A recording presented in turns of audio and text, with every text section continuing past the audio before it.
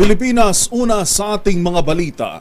Magbabalik bansa na ang Filipino Olympians na nagbigay karangalan sa bansa sa katatapos lang na 2024 Paris Olympics. Nakatakdang lumapag sa Villamor Air Base ang ating mga atleta mamayang gabi bago magtungo sa Palasyo ng Malacanang para sa isang awarding ceremony. Makibalita tayo kay Millie Borja. Makakatanggap ng Heroes Welcome ang mga Filipino Olympians sa Malacanang Palace sa kanilang pagbabalik sa bansa ngayong araw. Mula Paris, nakatakdang lumapag sa bansa mamayang alas 6 ng gabi ang two-time Olympic gold medalist na si Carlos Yulo, bronze medalist na si Neneste Petesio at Ira Villegas, kasama ang iba pang Olympians. Sasalubungin ang mga ito ng kani-kanilang pamilya sa Maharlika Presidential Hangar sa Villamor Air Base sa Pasay City. Pagkatapos nito, tutungo ang mga atleta sa Malacanang Palace para sa isang simple pero makahulugan umanong awarding ceremony na pangungunahan mismo ni Pangulong Ferdinand Marcos Jr. at First Lady Liza Araneta Marcos. Ayon sa palasyo, gagawaran si Yulo ng Presidential Medal of Merit, habang Presidential Citation naman ang matatanggap ni Villegas at Petesio. Samantala, inanunsyo na rin na gaganapin bukas, Miyerkules, August 14, ang Heroes Parade na magsisimula sa Aliw Theater ng alas 3 ng hapon at matatapos sa Rizal Memorial Sports Complex. Para sa MBC TV Network News, ito si Millie Borja, una sa Pilipinas, una sa Pilipino.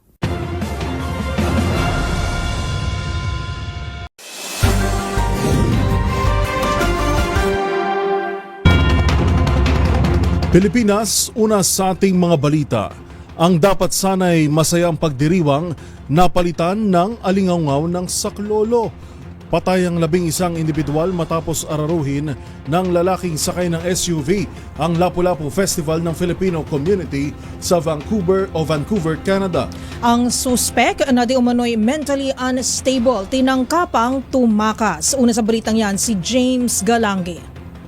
Patay ang 11 individual habang higit 100 naman ang sugatan matapos araruhin ng isang 30 anyos na lalaki ang isinasagawang Lapu-Lapu Festival sa Vancouver, Canada.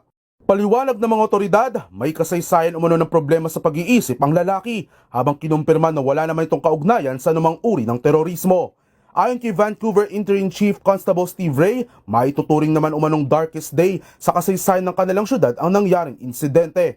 Sa panayam naman ng DZRH kay Ting Katura, ang Filipino community leader sa Vancouver, sinabi nitong karamihan sa mga nasawi ay mga Pinoy, habang mayroon din na ibang lahi na kasamang nakisaya sa naturang pista. Hindi pa nasabi, pero majority Pilipino kasi majority yung nagpunta doon ng festival is mga Pilipino. Pero marami din mga ibang lahi, mangilan-ngilan na nakisaya kasi mga kaibigan nila Pilipino, at saka iba naman is maganda yung experience nila sa Filipino culture kaya nagpunta sila doon. Matapos ang naging pag-araro, pinilit pa umanong tumakas ng suspect, ngunit nasa kote rin ng mga otoridad at kasalukuyang nasa kanilang kustodiya para sa inisyal na investigasyon. Dagdag pa ni Katura, bagamat wala pang kumpirmasyon, sinabi rin nito na isang Vietnamese-Chinese national ang suspect at may criminal history na din sa kanilang lugar. Sabi ng sa police, pero hindi naman malinaw, pero may mga nagbanggit na Vietnamese Chinese ang ano niya. Tapos dito na siya sa Vancouver lumaki. Tapos meron siyang history ng police incidents, tapos may mga records sa mental health. Tapos may nagsasabi na kalalabas din daw sa mental institution. Nako. Inaasahang tataas pa ang bilang ng mga nasawi sa mga susunod na araw, kung saan mahigit 100 pulis na ang idineploy para tumulong sa rescue operations.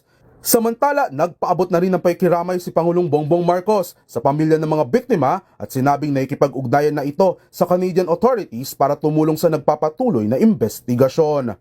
Para sa MBC TV Network News, ito si James Galange ng DZRH TV, una sa Pilipinas, una sa Pilipino.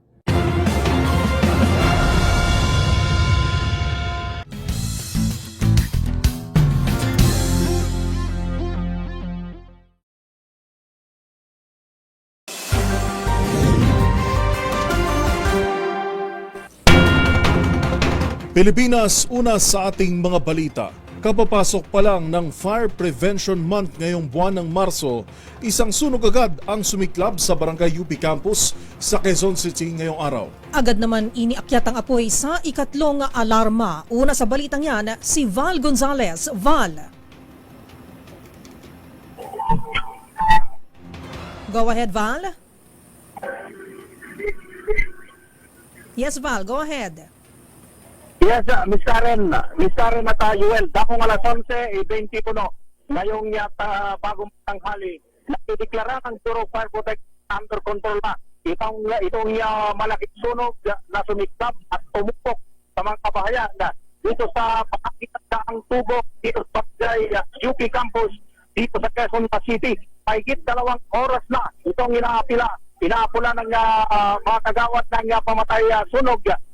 Simula kanina pang alas 9:37 ng umaga sa pagtayang itong si Barangay UP Campus Chairman Bong Mapala. Nasa 40 hanggang 50 mga kabahayan ang tinutupok ngayon itong apoy. 4 na mga residente at isang fire volunteer ang nirespondahan ng mga paramedics mula sa Quezon City Disaster Risk Reduction and Management Office at maging ng Philippine Red Cross. Ito, kung makikita ninyo dito sa aking harapan, dyan sa ating live feed, Karen at Yuel, isang senior citizen na babae pa. Itong ngayon ay buhat-buhat na mga paramedics dahil dun sa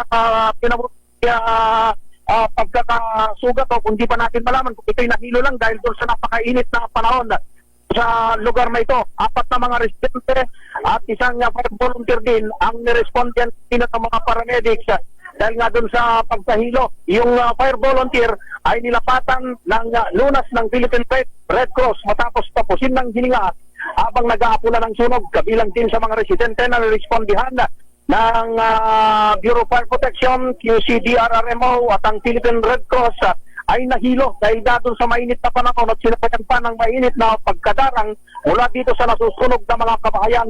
Ikatlong alarma itong sunog kaya't nasa bilang na 54 na pinagsama-samang mga fire trucks mula sa Bureau of Fire Protection, sa mga fire volunteers ang tumulong sa pagkapula nitong nasunog. Meron pa nga kanina na nagkataong nandito sa punong tanggapan ng Bureau of Fire Protection yung fire trucks, malaking fire truck mula sa Binyan City sa Laguna ang tumulong na rin para maapula itong sunog na ito na hanggang sa mga oras na ito ay hindi pa rin idinideklarang fire out ng Bureau of Fire Protection. Ang Quezon City Government at ang Barangay UP Campus ay gumagamit na ngayon ng isang megaphone upang ipaalala dun sa mga residente na sila magtipon-tipon na lamang dun sa kitang lugar upang yung intervention at ang pagtulong ng lokal na pamahalaan ng Lungsod Quezon ay maibigay dito sa hindi pa mabilang, wala pang actual na bilang ng mga residente na biktima nitong